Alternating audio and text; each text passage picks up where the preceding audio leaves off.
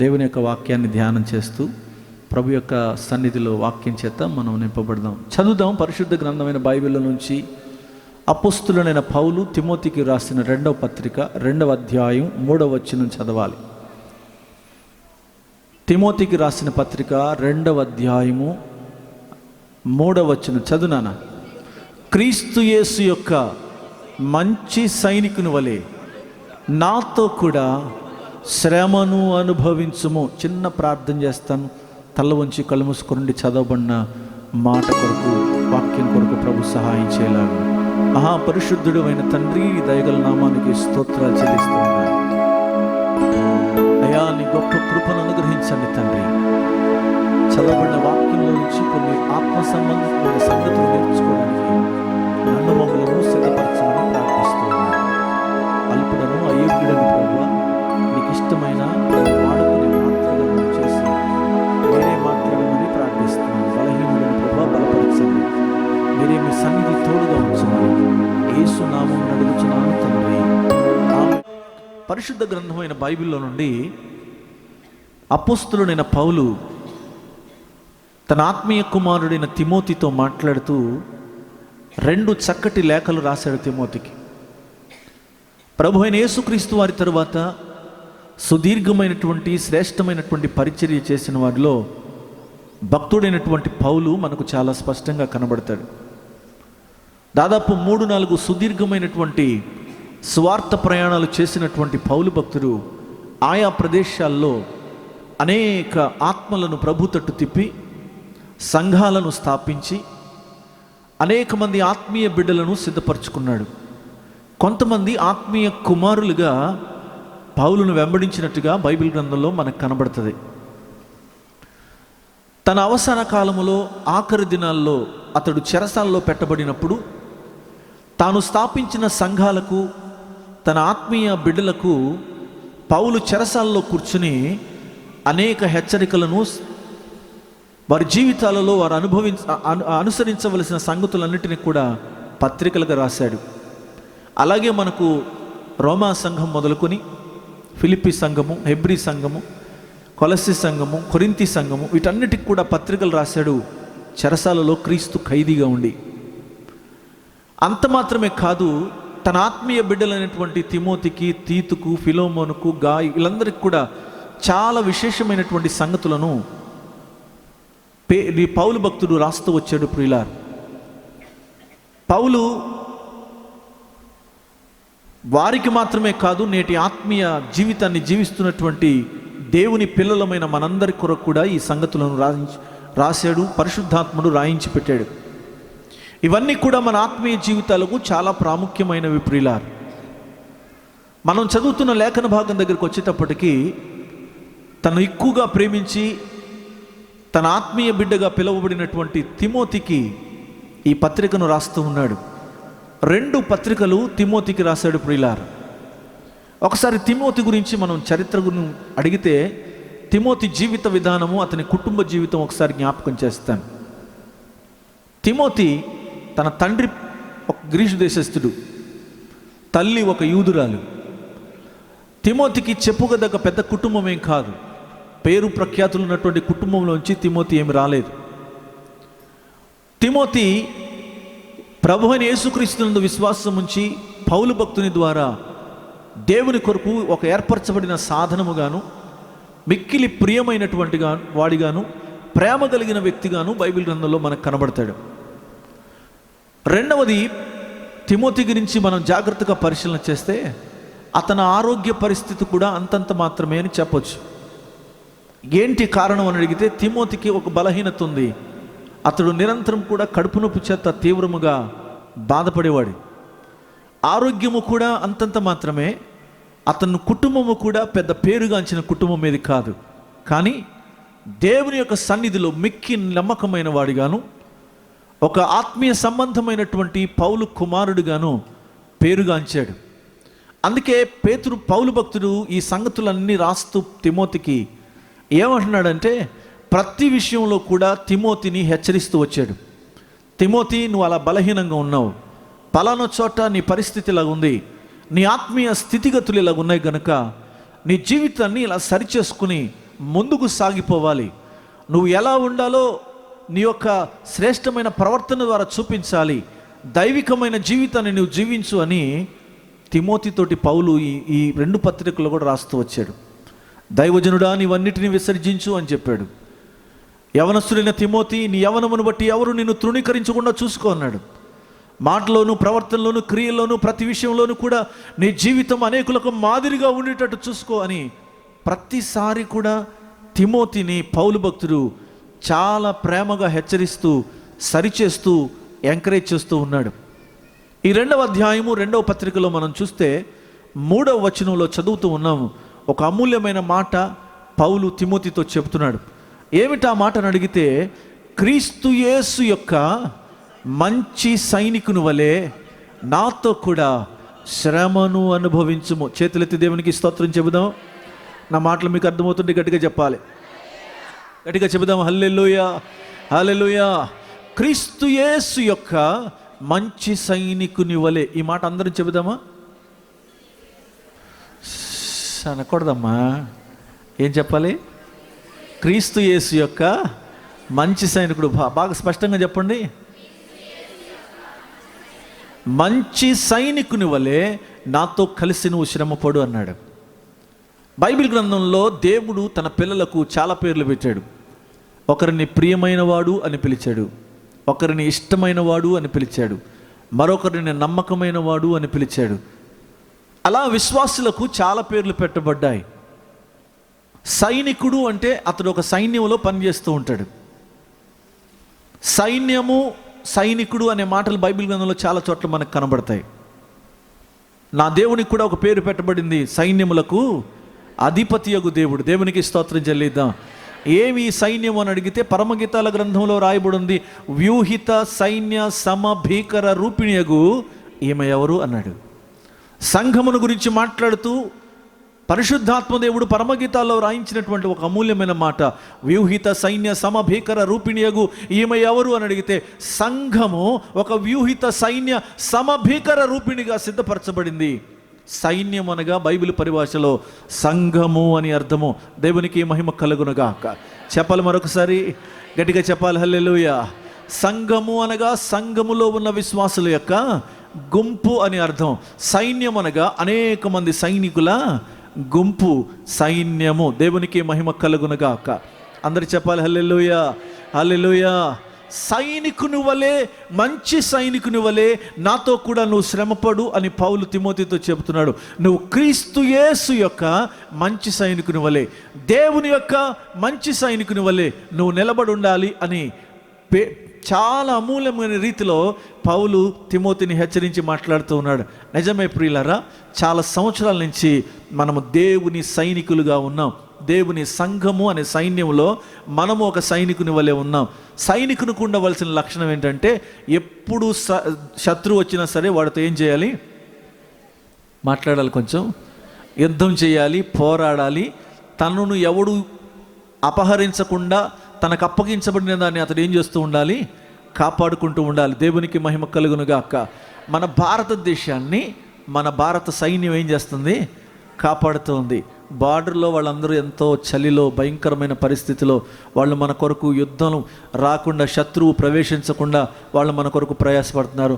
మనం గుర్రు పెట్టి నిద్రపోతున్నాం. మనం ఇక్కడ హాయిగా ఉన్నామంటే కారణము అక్కడ సైన్యము మనలను కాపాడుతోంది. ప్రియులారా గమనించండి, సైనికుని పని చేయాలి. సైనికుడు శ్రేష్టమైనటువంటి సైన్యములో శత్రువుతో పోరాడాలి. సైనికుడు ఎప్పుడు కూడా అలర్ట్గానే ఉంటాడు. ఈ రాత్రి నిద్రపోయి రేపురా యుద్ధం చేద్దామంటే ఆడు రాడు శత్రువు. వాడు ఎప్పుడొస్తే అప్పుడు యుద్ధం చేయాలి. అర్ధరాత్రి అయినా, అపరాత్రి అయినా, తెల్లారైనా, మిట్ట మధ్యాహ్నం అయినా, సాయంత్రం అయినా, పొద్దున్నైనా, ఎప్పుడైనా శత్రువు ఎప్పుడొస్తే వాడితో యుద్ధం చేయడానికి సైనికుడు సిద్ధంగా ఉండాలి. ఒరే ఇప్పుడు కుదరదురా, అలిసిపోయాను రేపు రా అంటే కుదరదు. అలా చెప్పడానికి వీలే లేదు. సైనికుడు ఎప్పుడు కూడా యుద్ధం చేయడానికి సిద్ధంగానే ఉండాలి. జాగ్రత్తగా గమనించండి ప్రియులారా, పౌలు భక్తుడు తిమోతితో చెబుతున్న మాట, నువ్వు క్రీస్తు యేసు యొక్క మంచి సైనికుని వలె నువ్వు నాతో కూడా శ్రమ పడాలి అన్నాడు. దేవుని యొక్క పిల్లలమైన మనందరము కూడా క్రీస్తు యేసు యొక్క మంచి సైనికులు వలె మారాలి అని దేవుని యొక్క ఉద్దేశమైంది. ప్రియులారా, దేవుని యొక్క సన్నిధిలో ఒక్కొక్క విశ్వాసి ఒక్కొక్క సైనికుని వలె సిద్ధపరచబడాలి. దేవునికి స్తోత్రం చెప్పాలి. గట్టిగా చెప్పండి హల్లెలూయా. అందరు చెప్పండి హల్లెలూయా, హల్లెలూయా. సైనికుడు ఎలా పోరాడుతూ ఉంటాడో నిరంతరము కూడా సైనికుడు వలె విశ్వాసి కూడా దేవుని సన్నిధిలో పోరాడుతూ ఉండాలి. దేవుని కొరకు నిలబడగలగాలి. సైనికునికి ఒక 4 లక్షణాలు సైనికుడు ఎదుర్కొంటున్నప్పుడు, యుద్ధం చేస్తున్నప్పుడు కానీ సైనికుడికి ఉండవలసినటువంటి విధులను ప్రభు చెప్పాడు, ఉండవలసిన తీరు చెప్పాడు. ద్వితీయోపదేశకాండం 20వ అధ్యాయం మొదటి నుంచి చదవాలి కొన్ని మాటలు ప్రియులారా. ద్వితీయోపదేశకాండం 20వ అధ్యాయం మొదటి నుంచి చదువుకుంటూ వెళ్ళాలి. ఎంతసేపు? నీవు నీ శత్రువులతో యుద్ధమునకు పోయి మీకంటే విస్తారమైన జనమును చూసినప్పుడు వారికి భయపడకుడి. ఐగుప్తు దేశంలో నుండి నిన్ను రప్పించిన నీ దేవుడైన యెహోవా నీకు తోడై ఉండును. అంతేకాదు, మీరు యుద్ధమునకు సమీపించినప్పుడు ఇలాగు చెప్పవలెను, ఇశ్రాయేలీయులారా వినుడి. చదువునా, గట్టిగా చదువు. యుద్ధము చేయుటకు సమీపించుచున్నారు, మీ హృదయములను జంకనీయకుడి, భయపడకుడి, వణకకుడి, వారి ముఖము చూచి బెదరకుడి. 4 విషయాలు చెప్పాడు. భయపడకుడి, జంకకుడి, వణకకుడి, బెదరకుడి. ఎన్ని విషయాలు చెప్పాడమ్మా? నా వైపు చూడండి. 4 విషయాలు. 1, భయపడద్దు, జంకవద్దు, వణకవద్దు, బెదరవద్దు. వారి ముఖాలు చూసి మీకు భయం పుడుతుందేమో, వారి ముఖాలను చూసి మీరు భయపడద్దు.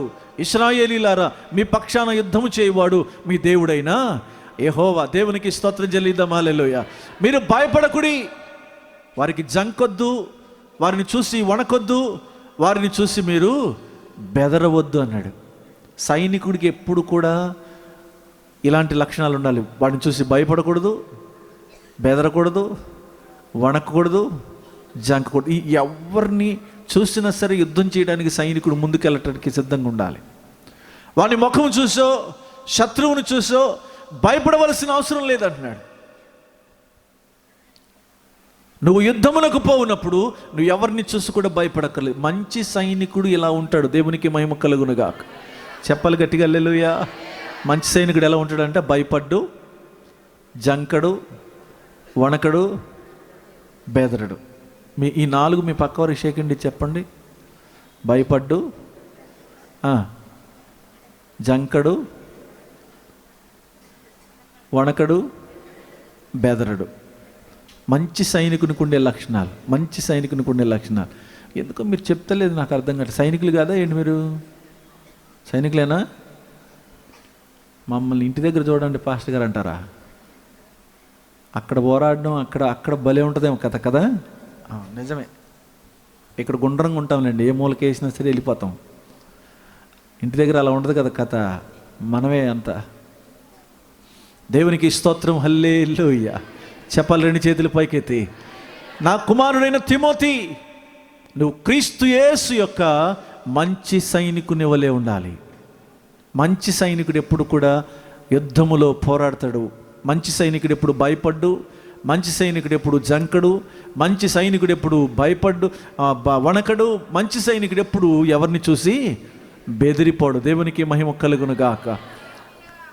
మోషే ఇశ్రాయేలీయులను ఐగుప్తు దేశం నుంచి తీసుకురాగానే, బయటికి రాగానే ఎదురుగుండా నురుగులగక్కే ఎర్ర సముద్రం వచ్చింది.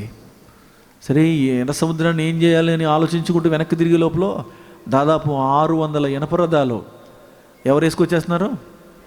ఫరో వేసుకుని మళ్ళీ తరుముకుంటూ వస్తున్నాడు. ఎలాగైనా వీళ్ళందరినీ మళ్ళీ వెనక్కి తీసుకెళ్ళిపోవాలి. ముందు చూస్తే సముద్రం, వెనక చూస్తే శత్రువు వెంటాడుతున్నాడు. విడిచిపెట్టకుండా మళ్ళీ బానిసత్వంలోకి తీసుకెళ్ళాలని. ముందు చూస్తే సముద్రం, ఏమైపోతామో అన్న భయం. ప్రతి ఒక్కరి ముఖంలో ఆందోళన, ప్రతి ఒక్కరి ముఖంలో కూడా ఇంకా మనల్ని కాపాడేవాడు ఎవడు లేడు అనే ఆలోచన.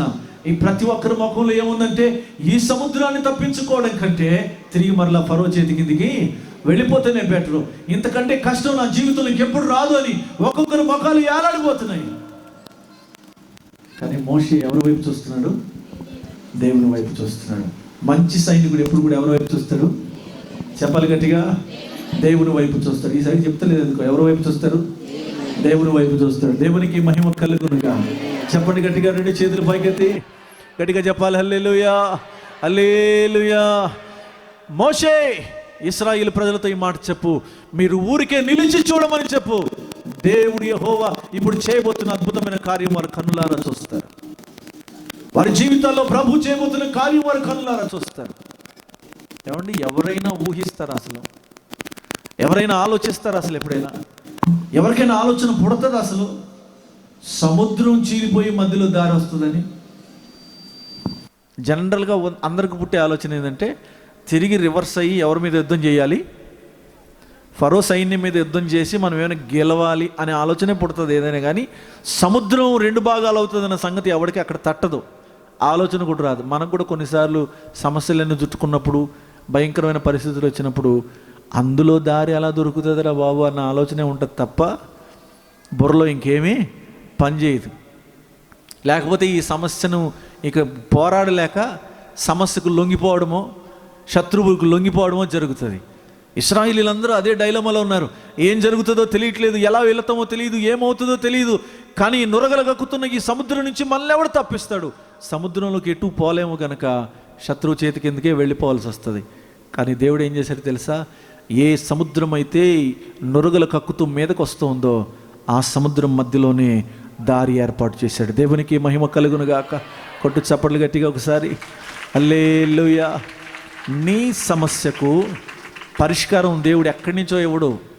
మనం అనుకుంటాం ఎవరో వచ్చి పెద్ద హస్తం చాపి మనకు సమస్యకు పరిష్కారం చేస్తారని అనుకుంటాం. కానీ ఎక్కడి నుంచో దేవుడు నీ సమస్యకు పరిష్కారం చేయడు. వచ్చిన సమస్యల్లో నుండే దేవుడు పరిష్కారాన్ని ఇస్తాడు. దేవునికి మహిమ కలుగునుగాక.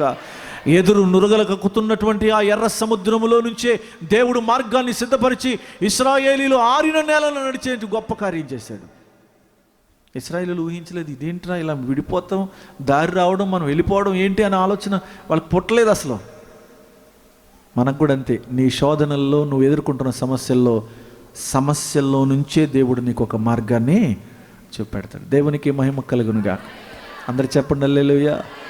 వాళ్ళు అనుకున్నాడు వచ్చి ఒకవేళ ఇశ్రాయేలీలు ఇది ఇలా తీసేసా, సముద్రం తీసేయగలరంటే ఎవరన్నాను, సముద్రంలో ఇంకా బ్రిడ్జి కడతాడేమో ఇప్పుడు అర్జెంటుగా, ఇంకేమైనా జరుగుతుంది అని ఆలోచించండి వచ్చి ఎవరైనా. కానీ ఈ మధ్యాహ్న కాల సమయంలో నా ప్రభువు మాట్లాడుతున్నాడు, ఈ మందిర ఆవరణలోకి నువ్వు ఎలాంటి సమస్యతోనైనా ఈ మధ్యాహ్నం వచ్చి ఉండొచ్చు. అది ఆర్థిక ఇబ్బంది కావచ్చు, అది కుటుంబ సమస్య కావచ్చు, అది నీ యొక్క ఆత్మీయ ఇబ్బంది కావచ్చు, నువ్వు ఎదుర్కొంటున్నటువంటి ఏ సమస్యనే కావచ్చు, నువ్వు చదువుతున్న చదువే కావచ్చు. అందులో నుంచి దేవుడు ఒక గొప్ప మార్గాన్ని నీ కొరకు సిద్ధపరచబోతున్నాడు. దేవునికి స్తోత్రం, హల్లెలూయా. గట్టిగా చెబుదాం, హల్లెలూయా. ఊహించని రీతిలో నీ కొరకు మార్గం తెరవబడబోతుంది. అది ఎలాంటి మార్గమో తెలుసా? అది ఆరిన నేల వంటి మార్గము. మన దేవుడు అందుకే గొప్ప దేవుడు. సమస్యల్లో నుంచే జవాబు కూడా, సమస్యల్లో నుంచే సమస్యకు పరిష్కారాన్ని తీసుకొస్తాడు. అందుకే నా దేవుడు గొప్ప దేవుడు. దేవునికి మహిమ కలుగునుగాక. హల్లెలూయా. అవి నా జీవితంలో నేను వ్యక్తిగతంగా ఎన్నో అనుభవించాను. ఈ సమస్యకి ఎలా పరిష్కారం ప్రభు అంటే, ఆ సమస్యలో నుంచే దేవుడు ఒక మార్గాన్ని చూపిస్తాడు. ఒక మంచి సైనికుని వల్లే దేవుని కొరకు నువ్వు నిలబడగలిగితే దేవుడు తన కార్యాన్ని చేయడం ప్రారంభిస్తాడు. తిమోతి, నీవు క్రీస్తు యేసు యొక్క మంచి సైనికుడు అవ్వాలి. నువ్వు సాతాను యొక్క మంచి సైనికుడు కాదు, లోకం యొక్క సైనికుడు కాదు, లేదా కుటుంబంలో సైనికుడు కాదు. నువ్వు క్రీస్తు యేసు యొక్క మంచి సైనికుడు కావాలి. క్రీస్తు యేసు యొక్క మంచి సైనికుడు అయితే నువ్వు భయపడవు, అదరవు, బెదరవు, వణకవు, జంకవు. ఇక ఏది నీ జీవితంలో ఉండదు. మార్గము నీ కొరకు దేవుడే తెరుస్తాడు. అయితే ఒక మంచి సైనికుడిగా నువ్వు ఎలా మారతావు? మంచి సైనికుడికి ఉండవలసిన లక్షణాలు ఏంటి? మంచి సైనికునిగా నువ్వు ఎలా రూపుదిద్దుకుంటావు? ఎలా నువ్వు మంచి సైనికుడిగా యుద్ధంలో పోరాటంలో ఉండగలుగుతావు? కొన్ని మాటలు చెప్పి నేను ముగిస్తాను. సండే స్కూల్ కథ జ్ఞాపకం చేస్తాను. మనందరికీ బాగా తెలుసు, చిన్నప్పటి నుంచి విన్న కథ, దావీదు గొలియాతు కథ. ఏం కథ? కొంచెం గట్టిగా చెప్పొచ్చు, పర్వాలేదు. దావీదు గొలియాతు కథ మీ అందరికీ తెలుసు కనుక నేను చాలా ఈజీగా చెప్తాను, మీకు కూడా చాలా ఈజీగా అర్థమవుతుంది. దావీదు గొలియాతు కథ ఎవరికి తెలియదు చెప్పండి? దావీదు ఒడిసెలు తెచ్చాడు, రాయి పెట్టాడు, కొడితే గొలియాతు పడిపోయాడు. చాలా పాటలు కూడా ఉన్నాయి దీని మీద కదా. దావీదు గొలియాతు కథను ఒకసారి మీకు తెలుసు, కానీ నాకు తెలిసింది కూడా నేను కొంచెం చెప్తాను, జాగ్రత్తగా వినండి. దేవునికి మహిమ కలుగునుగా. చెబుదాం ఒకసారి, అందరు చెబుదాం హల్లెలూయా, హల్లెలూయా. ప్రియ దేవుని బిడ్డలారా, మొదటి సమూయేలు గ్రంథం 17వ అధ్యాయం మనం చదివితే, ఇశ్రాయేలీలకు మొట్టమొదటి రాజుగా, ఇటు చూడండి నా వైపు, నేను చెప్పినప్పుడు తీతిరిగాని, ఇశ్రాయేలీలకు మొట్టమొదటి రాజుగా సౌలు పరిపాలన చేస్తున్న కాలంలో ఫిలిస్తీయులందరూ కలిసి ఇశ్రాయేలీల మీదకి యుద్ధానికి వచ్చారు. ఫిలిస్తీయ పట్టణాలు 5 పట్టణాలు. మీరు వింటున్నారు నా మాటలు? ఫిలిస్తీ పట్టణాలన్నీ 5 పట్టణాలు. ఒక్కొక్క పట్టణానికి ఒక్కొక్క సర్దారు ఉన్నాడు. ఫిలిస్తీయ సర్దారులు ఫిలిస్తీయ పట్టణాలని ఏలుబడి చేస్తున్నారు. ఫిలిస్తీయ సర్దారులు 5 ఏలుబడి చేస్తున్నారు. ఈ 5 కూడా అన్నదమ్ములు. ఈ 5 అన్నదమ్ములలో ఒకడు గొలియాతు ప్రియులారు. మిగతా 4 కూడా మిగతా సర్దారులుగా ఉండి పరిపాలన చేస్తున్నారు. ఈ 5 సర్దారుల్లో ఒకడు ఈ ఫిలిస్తీయుడైనటువంటి గొలియాతు. ఈ 5 కలిసి సర్వసైన్యమును సమకూర్చుకొని ఇశ్రాయేలీల మీదకి దండెత్తి వచ్చారు. వారు దండెత్తి వచ్చారన్న సంగతి సౌలుకు తెలిసినప్పుడు సౌలు కూడా తన సైన్యాన్ని సిద్ధపరచుకొని యుద్ధమునకు పంక్తులు తీరి వరుసగా నిలబడున్నారు. జాగ్రత్తగా మనం బైబిల్ గ్రంథాన్ని చదివితే, ఇదిగో ఫిలిస్తీయులందరూ కూడా, ఫిలిస్తీయ సర్దారులు, మరి ముఖ్యముగా గొలియాతు సైన్యాన్ని సమకూర్చుకుని ఒక తట్టు కొండ మీద తన సైన్యాన్ని నిలబెట్టుకొని ఉంటే, మరొక తట్టు ఇశ్రాయేలు సైన్యము, సౌలు భక్తుడు, సౌలు రాజు, వీరందరూ కూడా యువతల పక్క సైన్యాన్ని ఒక కొండ మీద నిలబెట్టుకున్నారు. వీరిద్దరికి మధ్యలో ఒక లోయ ఉంది ప్రియులారు. యుద్ధం చేయడానికి 2 పర్వతాల మీద 2 పక్కల ఉన్న సైన్యాలు సిద్ధపరచబడ్డాయి, యుద్ధానికి సిద్ధంగా ఉన్నారు.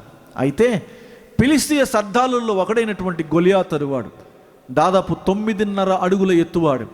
బైబిల్ గ్రంథంలో రాయబడి ఉంది, 6 మూరల జానుడు ఎత్తు కలిగినటువంటి ఫిలిస్తీయుడైనటువంటి గొలియాతు అని వ్రాయబడి ఉంది. ప్రియ దేవుని బిడ్డలారు, ఈ గొలియాతు యుద్ధం చేయడానికి ఇశ్రాయేలు సైన్యం మీద సవాలు విసురుతున్నాడు. ఏమని విసురుతున్నాడంటే, వాడు 40 రోజులు సవాలు విసిరాడంట వాళ్ళ దగ్గరికి వచ్చి. ప్రతిరోజు పొద్దున్నే వస్తాడు, సవాలు విసురుతాడు, ఇంటికి వెళ్ళిపోతాడు. మరలా రాత్రి వస్తాడు, సవాలు విసురుతాడు, వెళ్ళిపోతాడు. అలా 40 రోజుల పాటు ఇశ్రాయేలు మీద సవాలు విసిరాడు. వాడు విసురుతున్న సవాలు ఏంటంటే, అయ్యో ఇశ్రాయేలీలారా, ఇదిగో మీరు మేము యుద్ధం చేద్దాం. అయితే యుద్ధము అందరం కలిసి చేయొద్దు. మా తరపు నుంచి నేను ఒక్కడిని వస్తాను, మీ తరపు నుంచి ఒకడు రండి, మనమిద్దరమే యుద్ధం చేస్తాం. నేను ఓడిపోతే మా సైన్యం అంతా మీకు దాసులు అవుతారు, మీలో వాడు ఓడిపోతే మీరందరూ మాకు దాసులు కావాలి. ఇది సవాలు. ప్రతిరోజు పొద్దున్నే వస్తాడంట, సవాలు వేస్తాడంట, ఎవరైనా ఉన్నారా, వచ్చి నా మీదకి యుద్ధానికి రండి అంటాడు. ప్రతిరోజు సవాలు విసురుతున్నాడు, వెళ్ళిపోతున్నాడు. అలా ఎన్ని రోజులు జరిగింది? ఒక్కరోజు కాదు, 2 రోజులు. మనం ఉపవాస ప్రార్థన పెట్టుకున్నట్టే. ఎన్ని రోజులు? 40 రోజులు వస్తున్నాడంట, చిటికి కొడతాడంట, వెళ్ళిపోతాడంట. మన పక్కింట్లో ఒక సెకండ్ కొడితే చాలు మనకి. ఏమండి, మన పక్కింట్లో వాళ్ళు ఒక సెకండ్ చిటికి అంటే చాలు, మనం 10 చిటికలు వేస్తాం టక టక టక టకలాగా. వాళ్ళు ఒక మాట అంటే 10 మాటలు అంటాం మనం. ఈ గొలియాతు వచ్చి ఎన్ని రోజుల నుంచి అంట? 40 రోజుల నుంచి భయంకరమైనటువంటి మాటల చేత ఇశ్రాయేలుని రెచ్చగొడుతున్నాడు. సౌలుకేమో భయం వేస్తుంది. ఎందుకు భయం వేస్తుందంటే, వాడు చూస్తే ఎంత ఎత్తున్నాడు చూడరా, వాడు ఎంత ఎత్తున్నాడు. మంచి సైనికుడు ఎలా ఉంటాడంట? వాడు భయపడ్డు, చెప్పాలి, బెదరడు, వణకడు, జంకడు. ఇవి ఇలా ఉండాలని ధర్మశాస్త్రం చెబితే సౌలు ఏం చేస్తున్నాడు? వాడిని చూసి భయపడుతున్నాడు.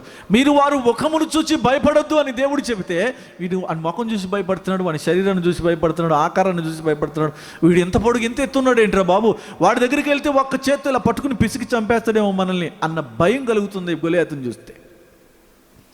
అందుకే 40 రోజులు వాడు వచ్చి వెళ్తున్నా సరే సౌలు ఉలుకు లేదు పలుకు లేదు, సైలెంట్గా ఉన్నాడు. క్యారేజ్ ఇచ్చిరారా, మీ అన్నలు సైన్యంలో ఉన్నారని చెప్పి దావీదుకు క్యారేజ్ కట్టిస్తే దావీదు క్యారేజ్ ఇవ్వడానికి వచ్చి ఏం జరుగుతుంది ఇక్కడ అంతా, ఏంటి ఆ సైన్యం ఏంటి, ఈ సైన్యం ఏంటి అని చూసేటప్పటికి వాడు వచ్చి మళ్ళీ సవాలు విసిరెళ్ళాడు, ఎవడైనా ఉంటే రండ్రా అని. జీవము గల దేవుణ్ణి ఆరాధించేటువంటి దావీదుకి ఏమొచ్చింది? రోషం వచ్చింది. దేవునికి మహిమ కలుగునుగాక. సున్నతి లేని ఫిలిష్తీయుడు ఎంత మనల్ని వచ్చి మాటి మాటికి వాడు సవాలు విసిరి వెళ్తున్నాడంటే ఏంటి సంగతి అని అడిగితే వాడి మీదకు ఒక్కడే యుద్ధం చేయడానికి రమ్మంటున్నాడు, మనోడు ఎవడే వెళ్తలేదు, మహారాజు గారు ఏమో అంతఃపురంలో పడుకున్నాడు, ఎవడు బయటకు వస్తలేదంటే దావీదు అన్నాడు, నేను యుద్ధం చేస్తాను వాడితోటి అన్నాడు. పిచ్చేంట్రా నీకు, తన్నులు తింటావు, ఇంటికి పదా అన్నారు అన్నలు.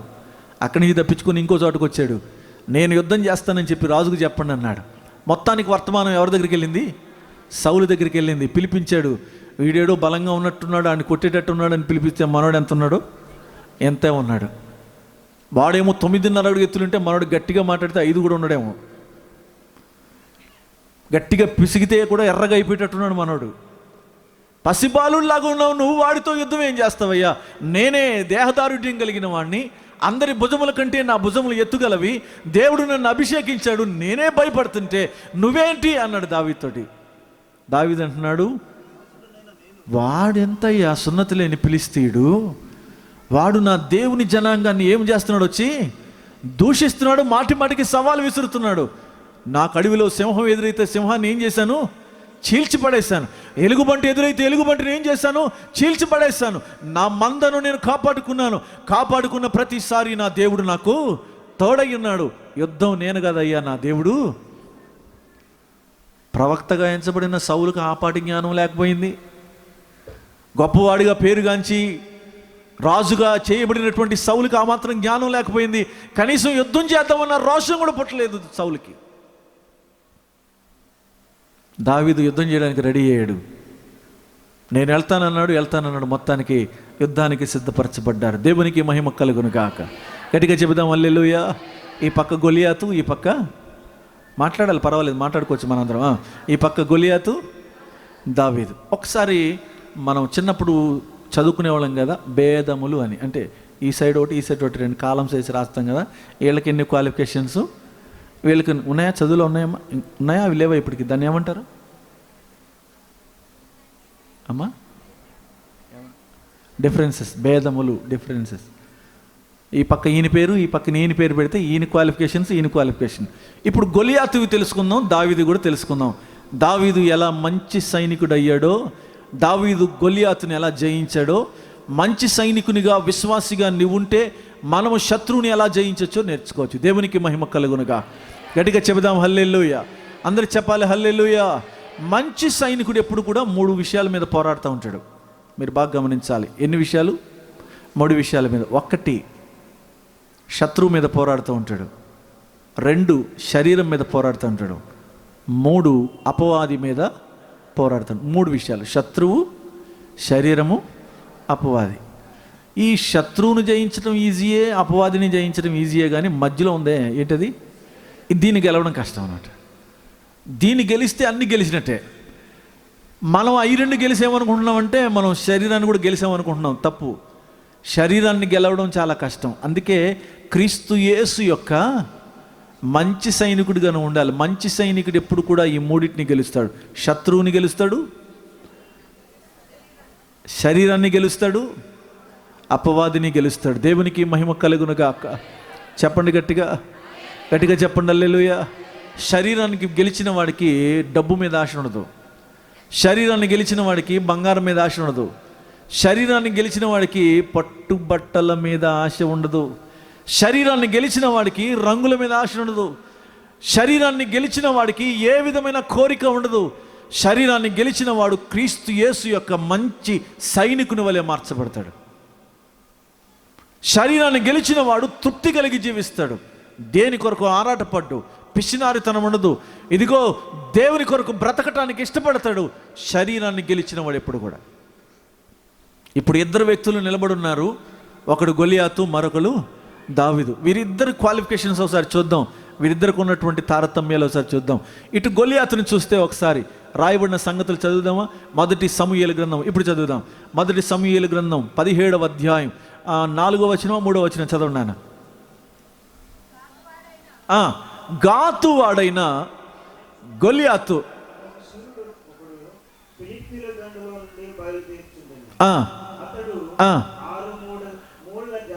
ఆరు మూరల జానుడు ఎత్తు మనిషి, అతని తల మీద రాగి శిరస్త్రాణం ఉండెను. అతడు యుద్ధ కవచమును ధరించుకుని ఉండెను. ఆ కవచం 5,000 తులముల రాగి ఎత్తుగలది. మరియు అతని కాళ్లకు రాగి కవచము, అతని భుజము మధ్య రాగి బల్లెం ఒకటి ఉంది. అతని ఈటే నేతగాని దోనే అంత పెద్దది. మరియు అతని ఈటె కొన 600 తులముల ఇనుము ఎత్తుగలది. అతని డాలు మోసేవాడు అతని ముందర పోవచ్చు ఉండెను. చాలా ఈ క్వాలిఫికేషన్స్ అన్నీ మీరు ఒకసారి ఇంటికి వెళ్ళిన తర్వాత నెమ్మదిగా చదువుకోండి, తెలుస్తుంది. ఫస్ట్ అతడు ఎంత ఎత్తున్నాడు? 6 మూరల జానుడు, అతని తల మీద రాగి శిరస్త్రాణము, అతని శరీరం అంతా కూడా యుద్ధ కవచము, అతని భుజముల మధ్య ఏముంది? రాగి బల్లెం ఉంది. అతని ఈటె కర్ర నేతగాని దోనె అంతది. ఈటి కొన 600 తులాల ఇనుము. డాలు మోసేవాడు ముందు నడుస్తున్నాడు. ఎంత క్వాలిఫికేషన్ చూడండి ఇతని దగ్గర, ఎన్ని ఆయుధాలు ఉన్నాయి ఇతని దగ్గర. వింటున్నారా మాట?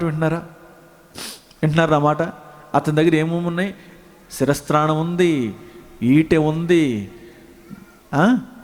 బల్లెం ఉంది, యుద్ధ కవచం ఉంది, కత్తి ఉంది.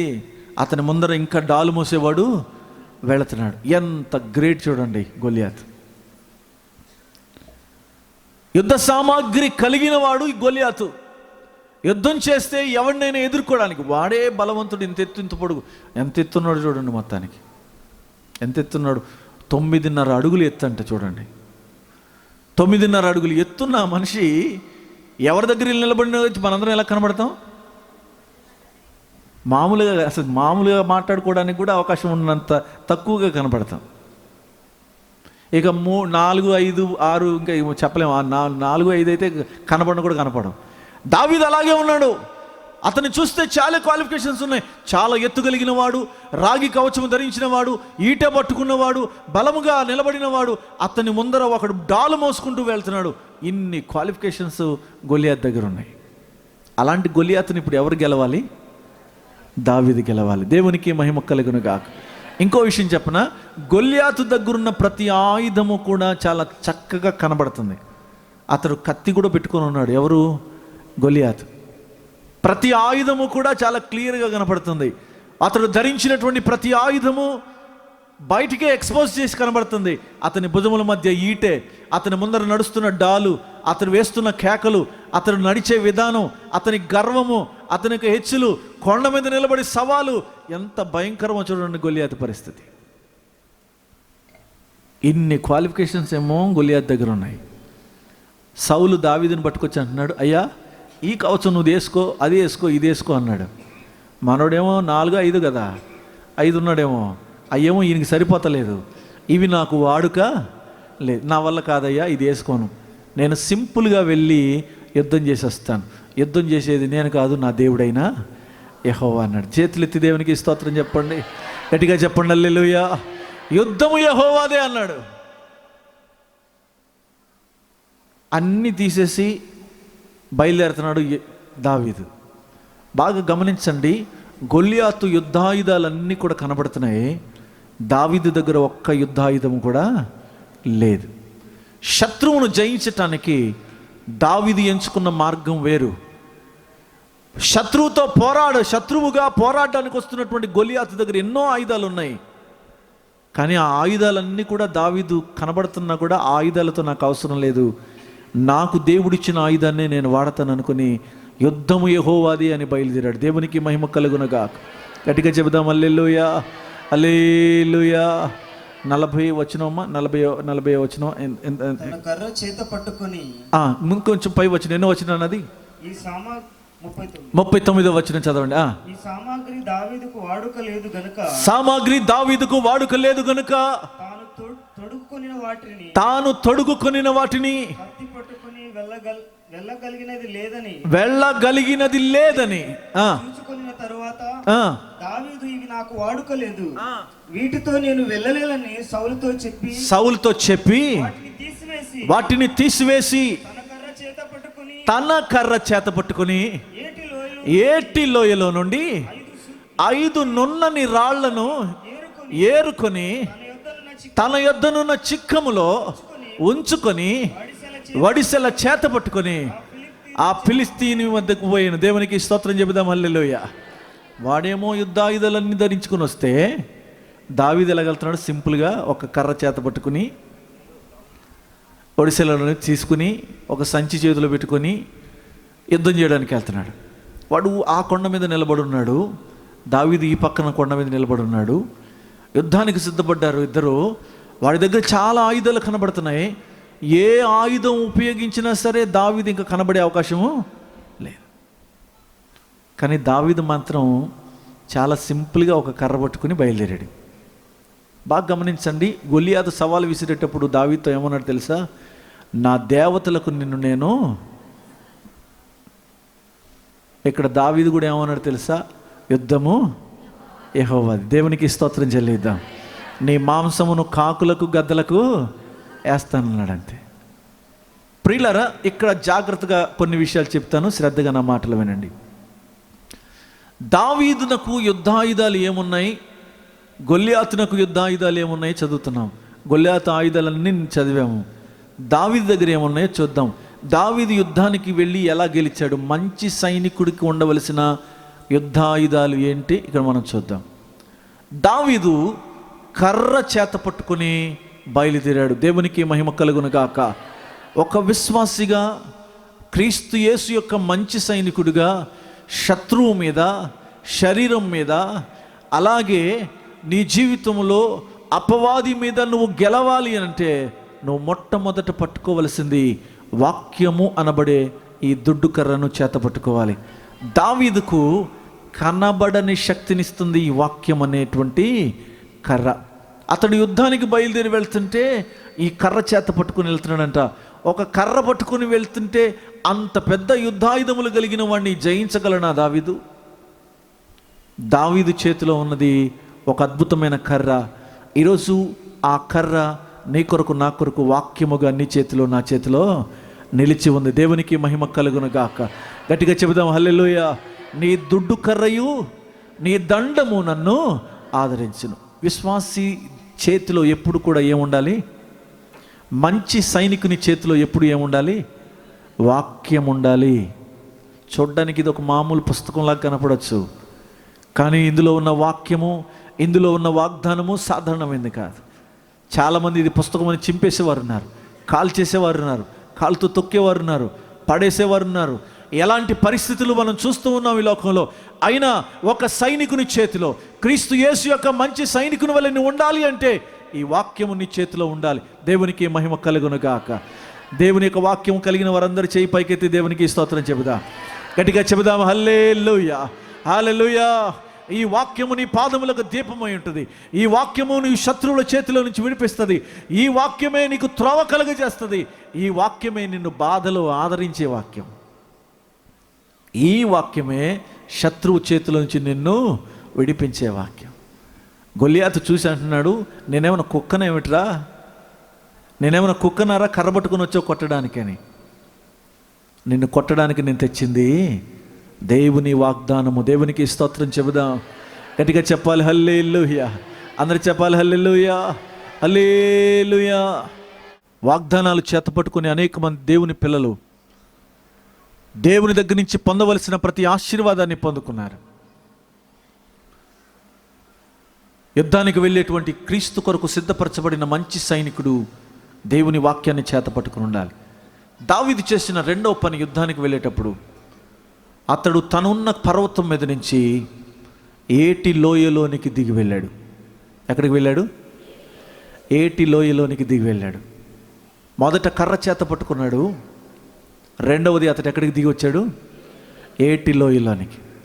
లోయ అనేది క్రైస్తవ ఆత్మీయ జీవితంలో తగ్గింపు జీవితాన్ని చూపెడుతుంది. దేన్ని చూపెడుతుంది? తగ్గింపు జీవితాన్ని. దేవునికి స్తోత్రం చెబుదాం. నువ్వు ఒక క్రీస్తు యేసునకు ఒక మంచి సైనికుడు వల్లే నువ్వు ఉండాలి అంటే నీకు నాకు ఉండవలసిన మంచి ఆయుధం ఏంటంటే దేవుని సన్నిధిలో చెప్పాలి. అది ఊపిరితలే చూసారా, అసలు తగ్గించుకునే లక్షణాలు లేవనమాట. ఇంకా ఊపిరితో పలకట్లేదంటే అర్థం ఏంటి? ఆ ఆయుధం నీకు వద్దని అర్థం. దేవుని సన్నిధిలో ఒక మంచి సైనికుని వల్ల నువ్వు ఉండాలి అంటే నీకు ఉండవలసిన మంచి ఆయుధం రెండవది ఏంటది? తగ్గింపు కలిగిన జీవితం ఉండాలి. దేవునికి మహిమ కలుగునుగాక.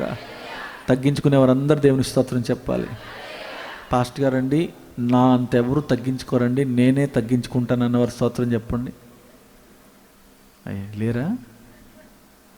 యేసు ప్రభు వారు సింహాసనాన్ని విడిచిపెట్టి భూలోకంలో నరుడుగా ఉద్భవించి తన పరిచర్య 3.5 సంవత్సరాలు ఈ లోకంలో సాగించిన తర్వాత ఆఖరుగా శిష్యులందరినీ కూర్చోబెట్టి ఏం చేశాడు తెలుసా? వారందరి కాళ్ళు కడిగి ఒక టవల్ తోటి కాళ్ళన్నీ కూడా తుడిచాడు. దాన్ని ఏమంటారు తెలుసా? తగ్గింపు. దేవునికి స్తోత్రం చెల్లిదు.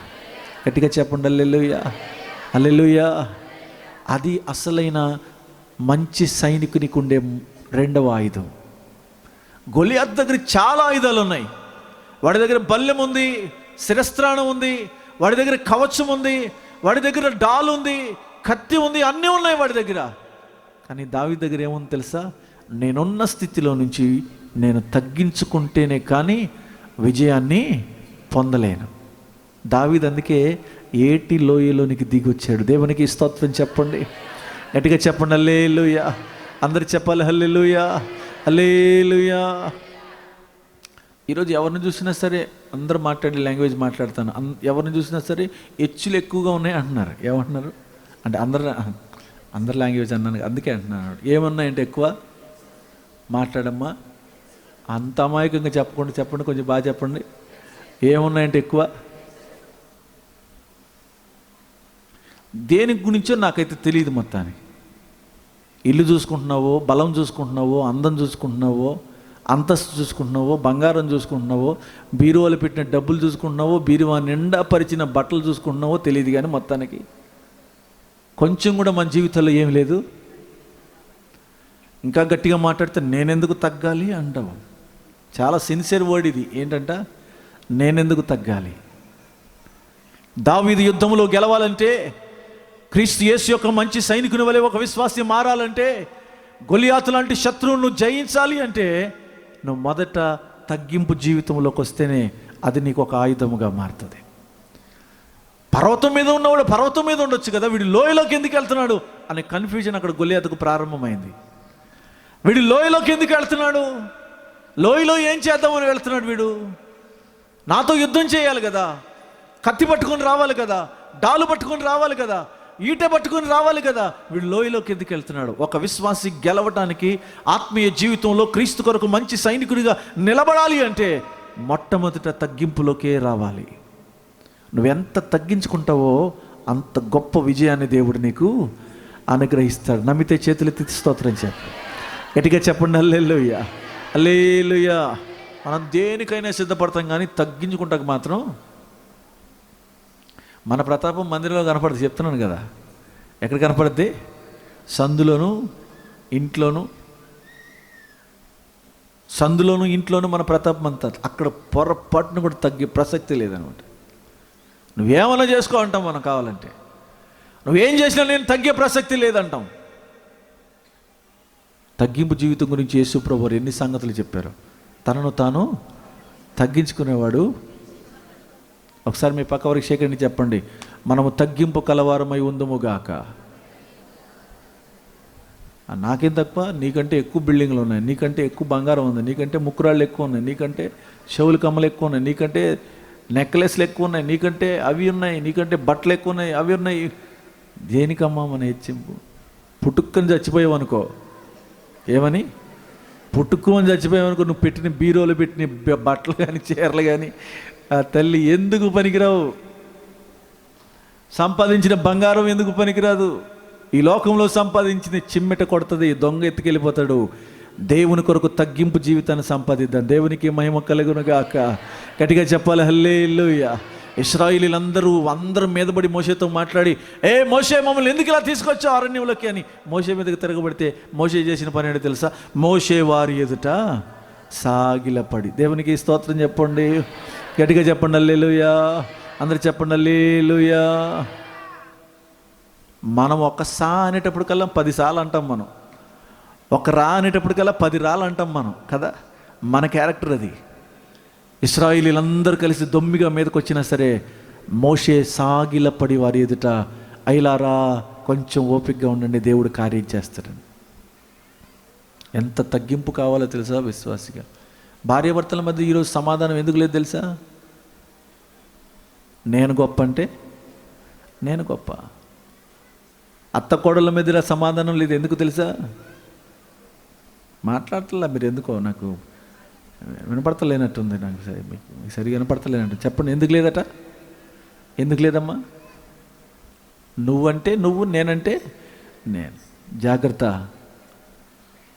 నువ్వు క్రీస్తు యేసునకు ఒక మంచి సైనికుని వలె నిలబడాలి అంటే నీకుండవలసిన 2వ ఆయుధము, నిన్ను నీవు ప్రభు సన్నిధిలో తగ్గించుకొని ఉండాలి. దేవునికి మహిమ కలుగునుగా. కొంతమంది ప్రార్థన, నేల మట్టుకు తగ్గించుకున్నాను ప్రభు అని. ప్రార్థన మాత్రమే ఉంటుంది ఇది. ఎక్కడ వరకు తగ్గించుకున్నారంట?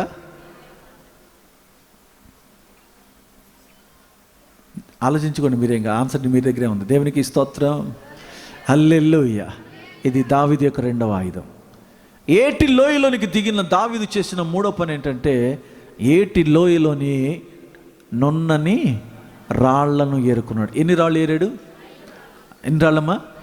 ఎందుకు 5, 7, 10 తీసుకోవచ్చు కదా, లేదా 2 తీసుకోవచ్చు కదా. పోనీ ఎన్ని వాడాడు గొలియాత్కి? 5 వాడా? మరి 1 తీసుకుని సరిపోయేది కదా, 5 ఎందుకు తీసుకున్నాడు? బైబిల్ పండితులు చెప్పే సమాధానం ఏంటంటే దీనికి, ఫిలిస్తీయ సర్దారులు 5 మంది ఉన్నారు కనుక ఒకడు పోతే ఒకడు వచ్చినా సరే మొత్తం 5 రాళ్ళు వాడదామని 5 రాళ్ళు తీసుకున్నాడు దావీదు అని చెప్తారు. బైబిల్ పండితులు చెప్పేటువంటి నిర్వచనం అది. 5 రాళ్ళు ఏరుకుని సిద్ధం చేసుకున్నాడు. ఆ రాళ్ళు ఎలా ఉన్నాయంట? నున్నని రాళ్ళు. రాయి ఎప్పుడు డైరెక్ట్గా నున్నగా అవ్వదు, ఎప్పుడు స్మూత్గా ఉండదు. డైరెక్ట్గా స్మూత్గా ఉండదు ఎప్పుడు రాయి. చాలా కిలోమీటర్లు అది ఏం చేస్తుంది, వాటర్లో నెట్టుకుంటా ట్రావెల్ చేసి చివరికి అది ఏమైపోద్ది, గరుకుతనమంతా పోయి ఆ రాయి నున్నగా మారిపోద్ది. దేవునికి మహిమ కలుగునుగాక. శబ్దం గట్టిగా హల్లెలూయా, హల్లెలూయా. 5 నున్నని రాళ్లను ఏటి లోయలో ఏరుకున్నాడు. నీటిలో ఉన్నటువంటి 5 నున్నని రాళ్ళు తీసుకున్నాడు. అవి చాలా స్మూత్గా ఉన్నాయి, అవి వాడడానికి ముట్టుకోవడానికి చాలా ముద్దుగా ఉన్నాయి. ఒకప్పుడు కరుకు రాయేది, ఒకప్పుడు కఠినమైంది, ఒకప్పుడు చాలా గరుకుదే, కానీ అది నీటిలో ప్రవాహంలో పనిచేసిన కారణం. యోబు గ్రంథంలో రాయబడింది, జలములు రాళ్లను అరగదీయును అని రాయబడింది. జలములు రాళ్లను అరగదీస్తాయి. అలాగే పరిశుద్ధాత్మ ప్రవాహములో క్రీస్తు యేసు యొక్క మంచి సైనికుడు నిలబడుంటే ఆ ప్రవాహములో ఇదిగో సైనికుడు నున్నని వాని వలె మార్చబడతాడు.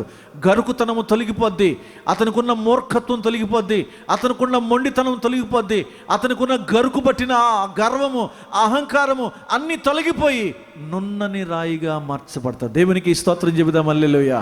ఆ పరిశుద్ధాత్మ ప్రవాహములో, ఆ వాక్యపు ప్రవాహములో ఆ రాయి కొట్టుకుని వచ్చినట్టుగానే నీ జీవితం అలా మలచబడితే వాడబడడానికి యోగ్యమైన రాయిగా దావీదు ఏరుకున్నట్టు నిన్ను అవసరమైనది అప్పుడు దేవుడు ఆ రాయినే తీసుకుంటాడు. దేవునికి స్తోత్రం చెప్పండి, గట్టిగా చెప్పాలి హల్లెలూయా, హల్లెలూయా. 5 రాళ్లను ఏరుకున్నాడు. ఇంకా టైం అయిపోతుంది కనుక త్వరగా ముగిస్తున్నాను. ఈ రాళ్లను ఏరి ఎక్కడ పెట్టుకున్నాడంట చెప్పాలి, మీరు ఇంటి దగ్గర చదువుకుని నెమ్మదిగా.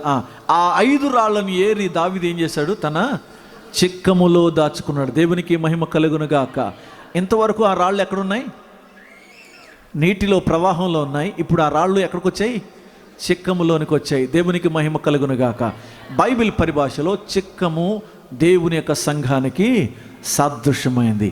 నున్నని రాళ్లను చిక్కములో దాచిపెట్టినట్టుగానే దేవుని కొరకు సిద్ధపరచబడిన ప్రతి రాయి కూడా దేవుని మందిరము అనబడే చిక్కములో దాచిపెట్టబడతాయి. ఆ చిక్కములో నున్నని రాయిగా, ప్రవాహములో సిద్ధపరచబడిన రాయిగా దేవుని మందిరములో నువ్వు ఉంటే దేవుడు ఎప్పుడు నిన్ను ఎలా వాడుకోవాలో అలా వాడుకుంటాడు. దావీదు గొలియాతుని కొట్టేటప్పుడు ఆ చిక్కంలో చేయి పెట్టాడు, రాయి తీశాడు. మీరు బాగా గమనించండి, స్టిక్కర్ అంటించుకుని ఇదే రాయి తీయాలని ఏమైనా తీశాడా అనకూడదు, చెప్పాలి. చేతికి ఏది దొరికితే ఆ రాయి తీసుకున్నాడు, ఒడిసెల్లో పెట్టాడు. అవునా? అలాగే దేవుని మందిరం అనే చిక్కములో నీవు నేనుంటే నిన్ను ఎప్పుడు వాడుకోవాలో, ఎక్కడ వాడుకోవాలో, ఎలా వాడుకోవాలో, ఏ శత్రువు మీదకి నిన్ను పంపించాలో నా దేవునికి తెలుసు గనుక ఆ చిక్కములో రాయిలాగా దేవుని నేను సిద్ధపరచబడాలి. దేవునికి మహిమ కలుగునుగా. గట్టిగా చెబుదాం హల్లెలూయా. మందిరం అనే చిక్కములో ఒక అద్భుతమైన ఆయుధములాగా ఇదిగో తయారు చేయబడ క్రైస్తవ సైనికునిగా నువ్వు సిద్ధపరచబడాలి. నువ్వు ఎన్ని ఏళ్ళ నుంచి వస్తున్నావు, ఎంత దేవుని కొరకు చేసావు, ఎంత కొరకు బ్రతుకుతున్నావు, ఇవన్నీ అవుట్ ఆఫ్ కౌంట్. దేవుని కొరకు నువ్వు సిద్ధపరచబడి ఉన్నప్పుడు దేవుడు నిన్ను ఖచ్చితంగా వాడుకుంటాడు. నువ్వు నున్నని రాయి వలె చిక్కములో పెట్టబడాలి. నీవు దేవుని మందిరములో దేవుని కొరకు ఉపయోగపడే ఒక రాయిలాగా సిద్ధపరచబడాలి. చేతులెత్తి దేవునికి స్తోత్రం చెబుదాం, గట్టిగా చెబుదాం హల్లెలూయా, హల్లెలూయా. చాలామంది మమ్మల్ని వాడుకోలేదు, మమ్మల్ని ఉపయోగించుకోవట్లేదు. ఎవరు ఉపయోగించుకోవాలి? మరి ఆ 4 రాళ్ళు ఫీల్ అవ్వు.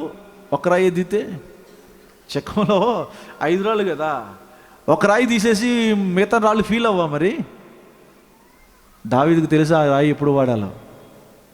ఇంకా ఎవడన్నా పిలిస్తే సర్దార్ బయలుదేరితే ఇంకో రాయి పెట్టేవాడు ఒడిసెల్లో. అవునా? స్టోర్ చేసి పెట్టుకున్నాడు. దేవుని మందిరములో మనందరము దేవుని కొరకు ఉపయోగపడే ఒక క్రీస్తు యేసునకు యొక్క మంచి సైనికుల వలె సిద్ధపరచబడిన రాయి వలె, దేవుని చేతిలో వాడబడడానికి యోగ్యత కలిగిన రాయి వలె మందిరములో నిలిచి ఉండాలి. దేవునికి మహిమ కలుగునగా. చేతులెత్తి దేవునికి స్తోత్రం చెబుదాం, గట్టిగా చెబుదాం హల్లెలూయా. ఇక్కడ ఎన్ని గులకరాళ్ళు ఉన్నాయో, ఎన్ని కరుకురాళ్ళు ఉన్నాయో, ఎన్ని గరుకురాళ్ళు ఉన్నాయో నాకైతే తెలియదు. కానీ ప్రవాహంలో ఎప్పుడైనా మీరు ప్రభు చిత్తం అయితే ఈ సంవత్సరాంతం లోపల మీరు ఎలా మారాలి? నున్నని రాయిగా మారితే దేవుడు వచ్చే సంవత్సరం మిమ్మల్ని ఖచ్చితంగా వాడుకుంటాడు. వాడుకోకపోవచ్చు, సంచిలోనే ఉండొచ్చు. దేవునికి స్తోత్రం. ఎప్పటి గట్టిగా హల్లెలూయా, హల్లెలూయా. సంచిలో ఉంటే శ్రేష్టం గరుకు రాయిలాగా అక్కడ పడి ఉండడం కంటే, గరుకు రాయిలాగా పనికి మాలిన రాయి, ఉపయోగకరం లేని రాయిలాగా అక్కడ పడి ఉండడం కంటే నున్నని రాయి వలె చిక్కములో ఉండటం మేలు.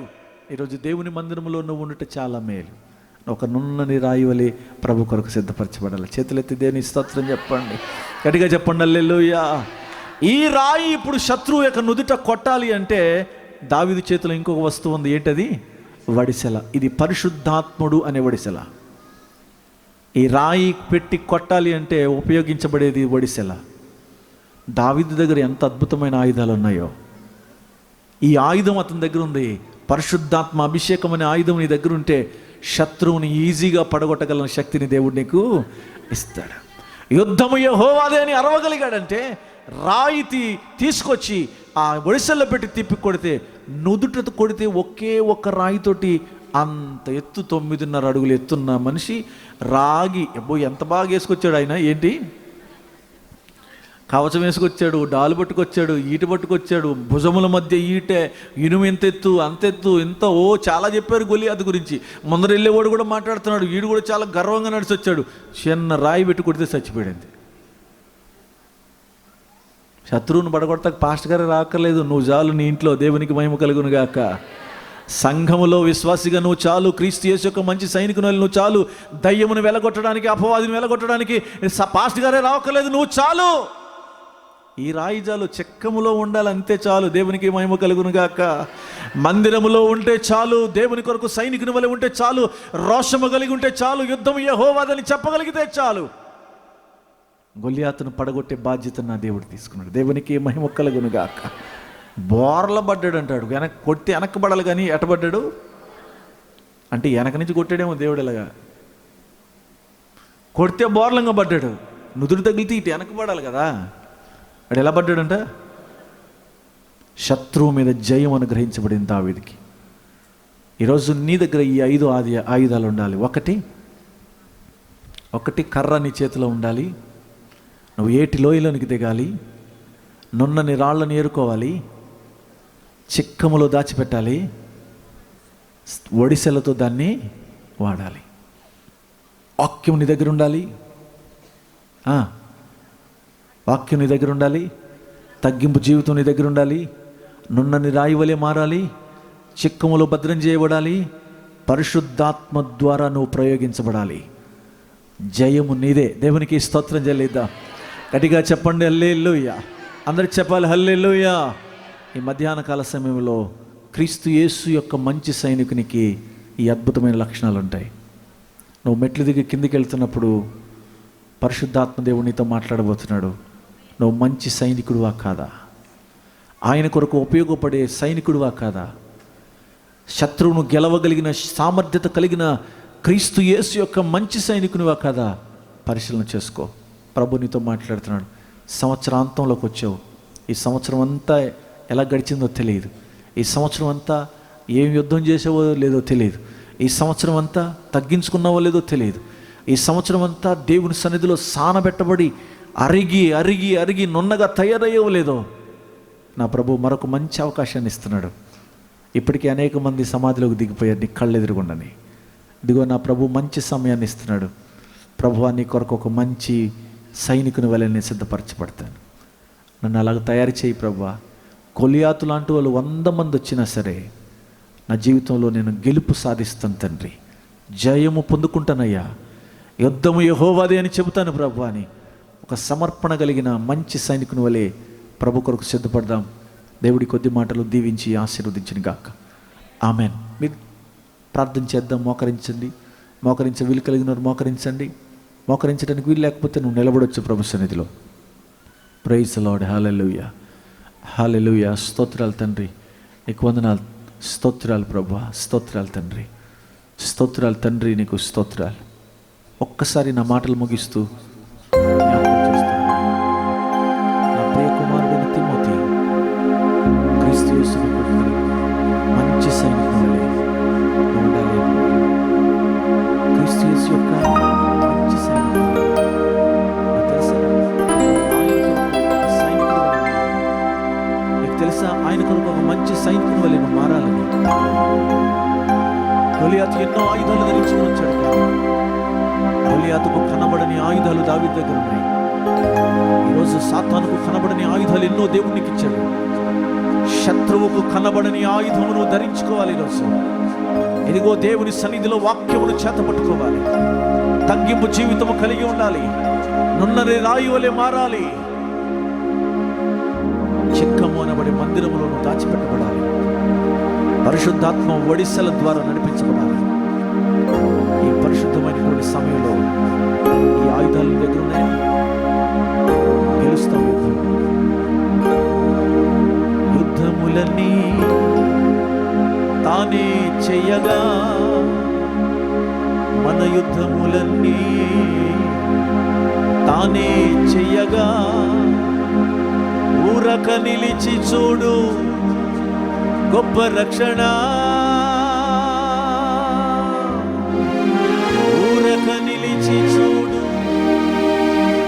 గొప్ప రక్షణ. భయపడనే వద్దు, వెన్ను చూపనే వద్దు. ఇది యేసు ఇచ్చు వాగ్దానము. ఇది యేసు ఇచ్చు వాగ్దానము. యుద్ధములన్నీ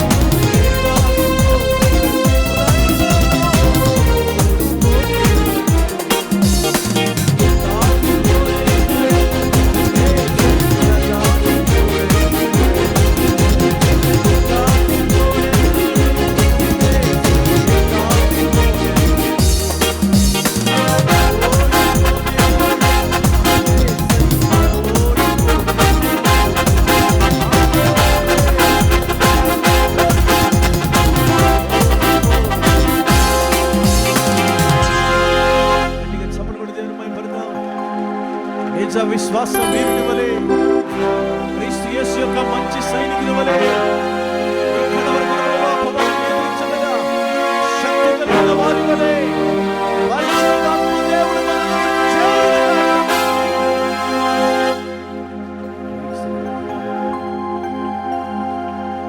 దయగల తండ్రి, నీకు వందనాలు. విన్న మాటలు వృధాగా పోకుండా ప్రతి హృదయంలో నాటుబడి భాగ్యం దయచేయమని యేసు నామమున అడుగుచున్నాను తండ్రి.